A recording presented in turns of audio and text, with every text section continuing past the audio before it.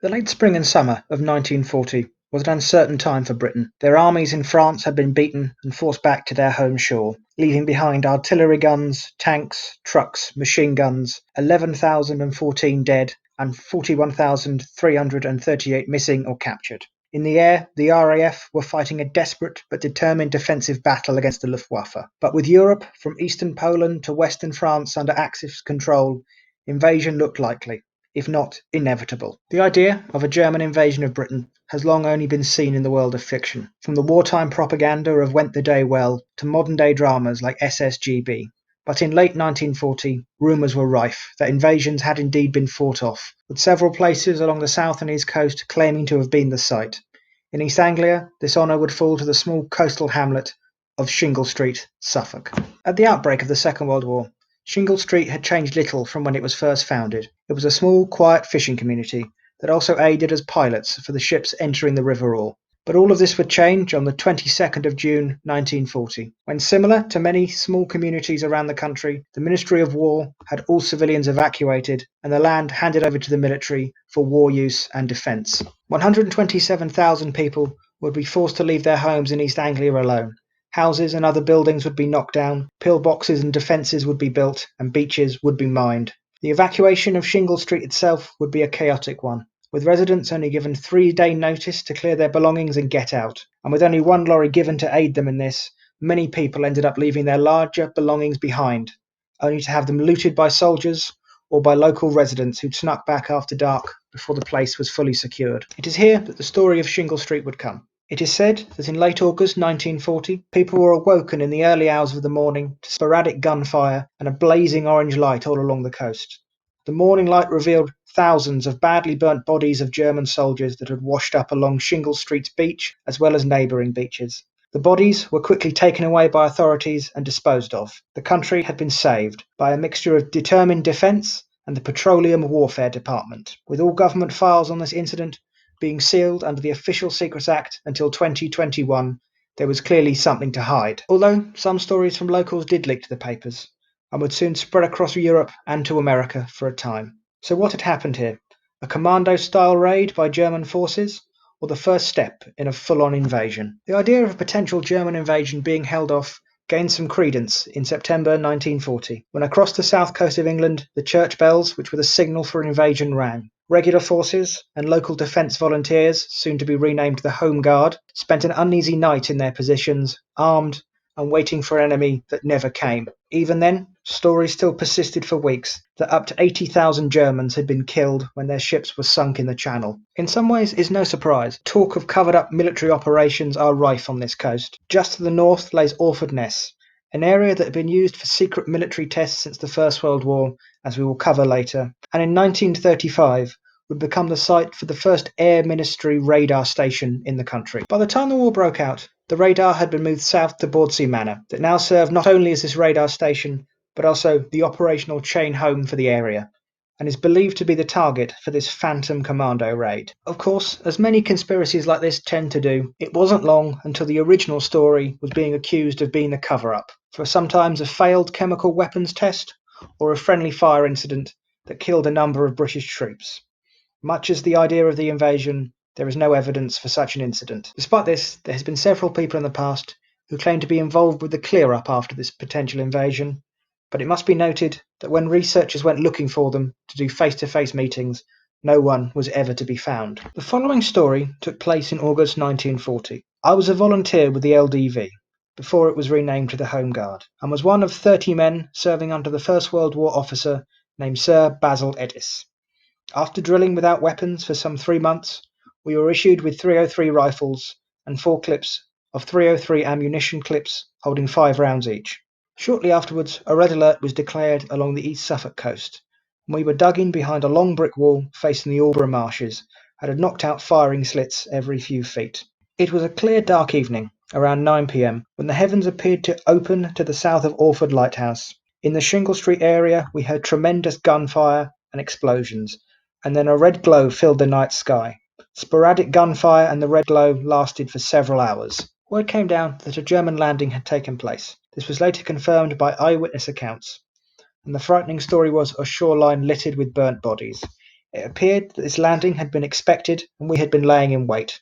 The seabed had been laid with piping from the shore at intervals with flammable fuel. The exact number of German E-boats and the men that the regiment had lying in wait is at present unknown. The target was obviously the radar station at Bawdsey Manor, which had been perfected and was vital to our defence. The enemy would have known this. Further confirmation of these events was later given by my friend Bob Burns, who related a similar version of events at Shingle Street to the men he was posted with when he was called up in 1944. A Belgian who came over to join our forces in 1945, and hearing Bob relate this story, told him that he was living in a Belgian port area at the time, and some survivors had landed, badly burnt, bringing with them many bodies. It is my belief that Churchill had declared these events must not be made public. We had just been defeated in France and had lost guns, tanks and transport. Much of our army had surrendered. Some demoralised men taken off the Dunkirk beaches, many ships sunk. Hess, Hitler's deputy, had landed in Scotland with plans for conquest. This may have been all that was needed at the time, had the enemy succeeded in landing, and our determination to fight on collapsed in the light of this knowledge. Yet further confirmation of these events came from my mother's niece, who lived at Shingle Street, and who was evacuated together with the rest of the village at the beginning of the war. She had related eyewitness accounts to my mother confirming these events. This letter, as well as some other claiming to be witnesses of the event, can be found in the link of sources in the description. Historian James Hayward has spent many years looking into the possibility of a lot of these claims, but has been unable to find anything to the stories, describing the whole thing as bunkum in his 3 books, Bodies on the Beach, Shingle Street and the Burning Sea, and Flame Warfare, Black Propaganda and the Nazi Plan to Invade England. He would travel extensively around East Anglia, interviewing witnesses of what was meant to have happened that night, but despite the claims, he would soon come to a rather damning conclusion. All the time I was investigating this, and anyone else who was investigating this,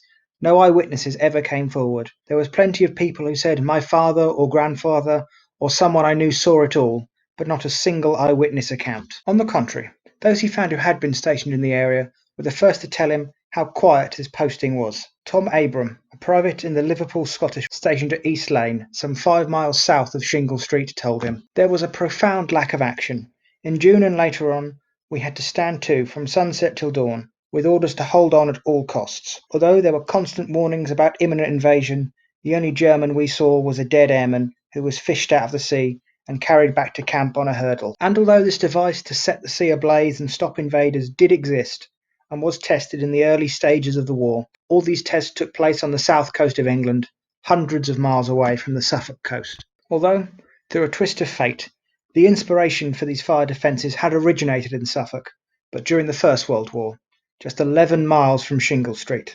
The plan had been thought up in 1914, after a member of the Admiralty had been reading Decline and Fall of the Roman Empire, and was struck with the accounts of Greek fire used by the Byzantine Empire, also known as the Eastern Roman Empire, during naval battles in the 7th century, a fire that could float on water without being extinguished. The idea was to use such a weapon on rivers in Germany, that if they could be forced to flood and then set on fire, would do massive damage to German infrastructure. This would never get any further than testing on the 5th of December 1914 at Orford Ness. Due to rough water, the raft carrying the mixture broke apart before it was properly alight and didn't work. The Admiralty had the project shelved and could find no practical use for it. It would remain shelved for 26 years before being brought out again for testing on the south coast and limited use in defence in a couple of places in Dorset. The story, spreading across the world, also seems to be less of a leak from somewhere among the locals or from the ranks, but rather the work of British intelligence, who, seeing the great use of this story for propaganda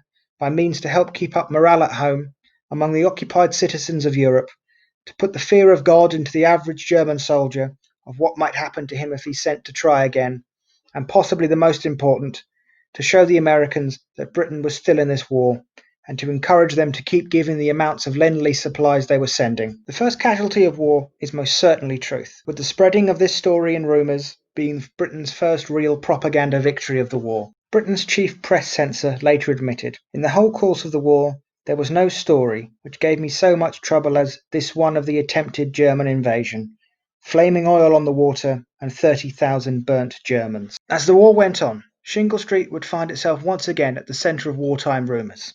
When in 1943 it It is claimed that an experimental bomb was tested, with the former Lifeboat Inn as the target. The story goes that Barnes Wallis, the creator of the famous bouncing bomb, was present, but once again, no evidence can be found to substantiate these rumours. A claim with more credibility is that for a short period of time, the duplex drive tanks, more affectionately known as Donald Duck tanks, were tested on the beach by the 79th Armoured Division during the plannings of D-Day.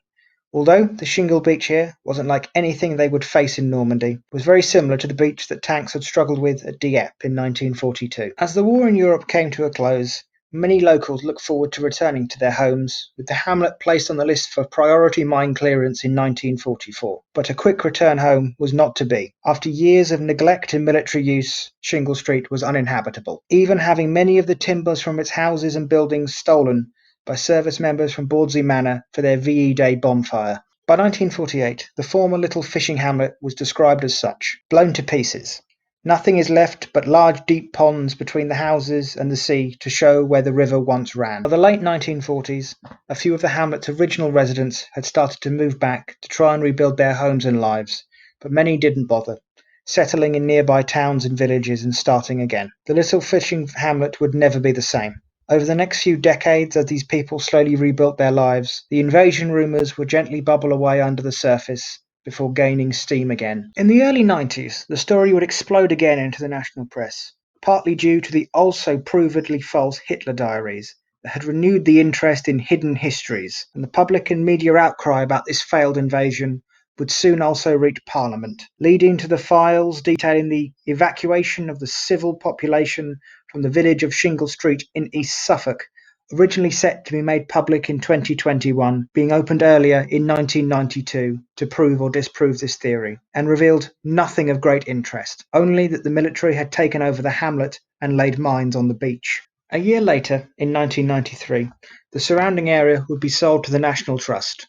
Although the community would never be what it once was, the area would now serve much more as a place for holiday homes and day trippers. In the long run, the story told of the failed invasion of Suffolk can be put down to a number of things. Heightened wartime nerves, especially in the early years before Britain's defences had been bolstered, had people seeing parachutists and spies everywhere. Naturally, in this kind of atmosphere, the story of seeing a few dead airmen taken away for burial can quickly be exaggerated into countless enemy dead. The effective use of wartime propaganda to make even the most far-fetched stories sound plausible, and simply stories being told by people who believed they'd had less than an interesting war and wished to make their time sound far more exciting and critical to the country's defence. Sadly, small fabrications such as these soon spread, especially when picked up by the media decades later, who are in search of an easy headline-grabbing story. In more modern times, Shingle Street has gained a new claim to fame, with the art installation known as the Shingle Street Line, originally created by Lida Lopez Cardozo Kindersley and Els Bottomer. It now stretches 125 metres along the beach. Sadly, like so many other places along the east coast, Shingle Street faces a new and much more real threat of coastal erosion, with more pessimistic reports claiming the hamlet is at risk of total disappearance within 20 years. Visitors to Shingle Street today will find a rather wild but quiet little bit of coast, often covered in wildflowers at the right time of year, overlooked by four Napoleonic-era Martello towers, a much more real deterrent from another feared invasion, mingled in with the few remaining Second World War defences and roadways built by the military. The minefields have long since been cleared, but there are still some dangers along the coast, and it would be amiss not to bring it up to anyone who wished to visit the area. Avoid the area around the lagoons when they are empty of water, as there was a case of a young girl becoming stuck in quicksand late last year. Thankfully, she was rescued before anything bad could have happened. Other than this, the area is a fine place to visit if you wish to spend some time by yourself or are interested in seeing former coastal defences. I hope you've enjoyed this presentation. All the links to the information and pictures used are in the description below. Please subscribe and like if you wish. This was Shingle Street, the invasion that never was, and this was a little bit of history.